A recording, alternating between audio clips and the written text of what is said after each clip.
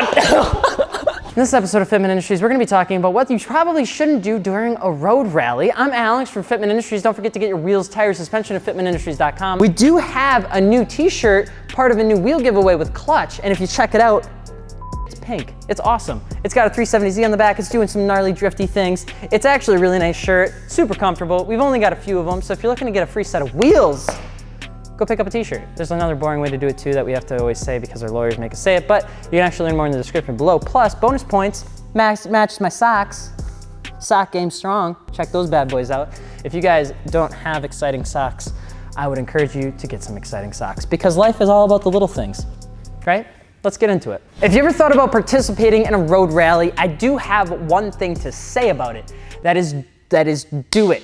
Road rallies are probably one of the least expensive motorsport things that you can participate in to the scale that it actually allows you to do stuff. You don't have to have extensive modifications done to your vehicle. You aren't thrashing it around corners at a track or breaking brakes or running into tire issues. And for the most part, all you really have to pay for is the entry fee and a little bit of gas. Honestly, you're not gonna regret it and you will have a great time if you know what to expect, you know what to do, and most importantly, you know what not to do.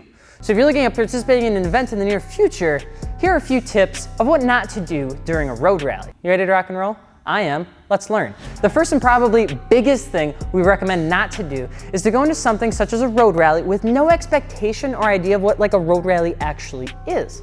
If you're expecting some Ken Block style stuff with jumps and drifty things, you may be a little disappointed when you show up to learn at the starting line that it has absolutely nothing to do with that. Most road rallies are an endurance style race that's time-based and is tracked by a series of checkpoints. Road rallies, for the most part, take place on public roads and can have routes that take up to hundreds of miles of road. Now, there are other road rallies out there. There are going to be road rallies that are nothing more than just getting you from point A to point B to point C.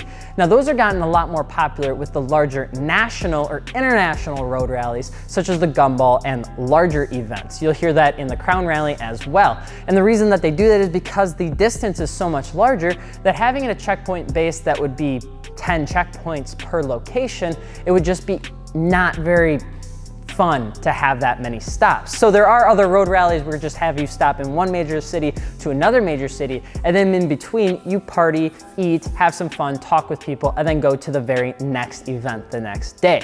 Some road rallies do have automotive events tied into them, such as drag strips, autocross, HPD, and everything in between, and some even put you on ferries to take you to different countries, different things like that, which is always a very exciting experience. Most road rallies that are endurance type are going to feature a checkpoint-based system. So what happens is you have to go from checkpoint A to checkpoint B, which seems pretty easy until it's not, because a lot of the routes that you take aren't going to try and just get you from this point to that point in a straight line, but instead you got to do one of these crazy things. And you got to get from the checkpoint to the other checkpoint in a certain time frame, taking certain directions. And you have to do it so that you don't show up too early or don't show up too late. When you go into road rallies, some are point-based, some are just getting there, some are just about the route themselves and don't really care about any sort of trophy or point-based system. But needless to say, a lot of people are actually very overwhelmed when they realize that a road rally is more than just driving at 1,000,000 miles an hour. Now, that's not to say that people don't do it in road rallies. It just kind of comes down to people not really enjoying those that do, because they usually end up on the highway with a GPS, not surrounded by anything that the road rally was actually trying to get you by. And it can be actually be not a lot of fun because you were that guy. You didn't listen to the directions and you went 120 miles an hour.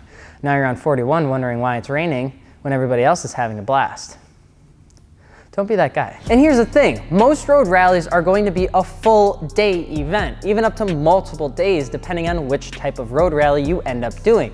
But what a lot of people usually have a tendency to forget is the fact that they're in a car the whole day. So don't forget about having food, water, and snacks, because road rallies are endurance style races and you can expect to be in the driver's seat for hours depending on the event. So make sure to pack a couple bottles of water, otherwise what's gonna happen is if you have to stop, that will mess with your time if you care about actually winning. Now if you don't, then just say, all and just run it and just stop whenever you want. A lot of road rallies will have some sort of breaks built in, but that usually doesn't happen that often. So try to have your food and drinks planned for the day, especially if you plan on going across the state. Another thing that happens probably more often than not is drivers passing on the shoulder of the road. And that goes back into people driving at an insanely high speed. It just like pisses a lot of people off in a road rally, and here's why. First off, just don't pass on the shoulder. It's pretty simple. Don't be that person. But I mean, I get it, it's against the law, but the biggest thing is road rallies have a lot of people that enjoy their cars. They're driving enthusiasts themselves, and they probably care about their car just as much as you could care about yours. And so when you're doing stupid stuff and you're endangering their pride and joy, they're probably gonna wanna choke you out at the next checkpoint. So just a small recommendation. Just don't. You also have this thing about running into a certain group of people. What are they called? I think they're the police? The popo? The 5-0. The boys in blue. The cherries and blueberries and raspberries and every other fruit that you can possibly imagine that is either the color of blue, red, or maybe white. Police. So here's the thing with road rallies, right? There's a lot of testosterone, there's a lot of activity going on around you, and you're going, hopefully, around the speed limit. And usually the police are gonna be pretty well aware that there is some sort of thing happening in their town.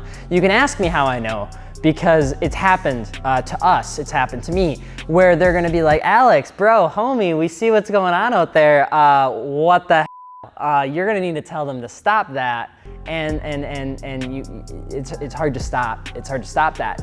Just if we had one tip with the cops, usually if you're doing something stupid and they see you doing something stupid, you're best off just trying to roll 100 for charisma and just getting a warning or something than running, because running won't work. It just never does, because when they see one car going through a town at an expedited speed and they don't manage to stop that person because they hop, skipped, and jumped away from them, they're just gonna pull over another person with the same livery kit and then ask who drives the blue and white Lamborghini. And you don't wanna be that guy that, like, you know, that narcs, because you never narked on nobody. I never knocked on nobody! You know, and sometimes you just have a white, you know, tank top on and you're throwing hands in the desert because somebody thinks that you narked on them.